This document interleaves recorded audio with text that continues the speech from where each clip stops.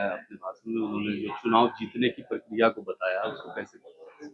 अब मुझको खुद ही आश्चर्य हुआ कि भारत सरकार में मंत्री हैं, मांझी जी इतने सीनियर लीडर हैं, बिहार के मुख्यमंत्री रह चुके हैं और कैसे उस तरह की बात वो बोल रहे हैं। बहुत ही आपत्तिजनक बात है।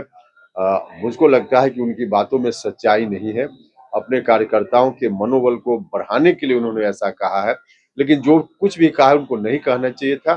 गलत कहा है, आपत्तिजनक कहा है। इधर ही सर ये आजकल में वो एक और जितना मांझी का एक बात आया है कि वो एनडीए से वो राज्यसभा सीट मांग रहे हैं, नहीं देने पर मंत्री पद छोड़ देंगे और एनडीए से अलग हो जाने की बात उन्होंने नहीं, कहा। यह बात तो अब उनकी पार्टी का मामला है और एनडीए के बीच का मामला है।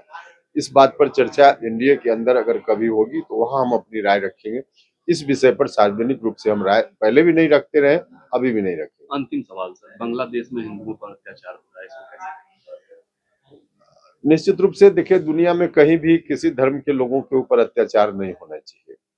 चाहे हिंदू धर्म के लोग हो, इस्लाम धर्म के लोग हो, कहीं भी दुनिया में धर्म मानने की स्वतंत्रता एक तरह से मानवीय स्वतंत्रता है।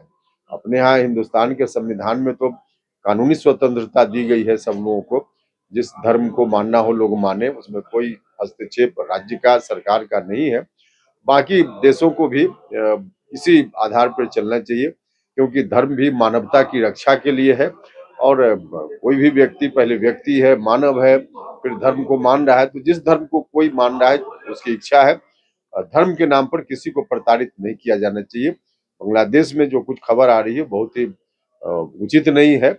इस तरह का बर्ताव नहीं होना चाहिए। इसमें हिंदुओं को क्या वापस सरकार को लाना चाहिए? नहीं, देखिए, वह तो एक अलग विषय है। उसके लिए कानून बना हुआ है। उस कानून के तहत जो जहां आ रहे हैं, जा रहे हैं, तो भारत की सरकार उनको नागरिकता दे ही रही है। तो कानून के तहत कहीं से कोई आवे जाए, उसमें क्या दिक्कत है? Thank you.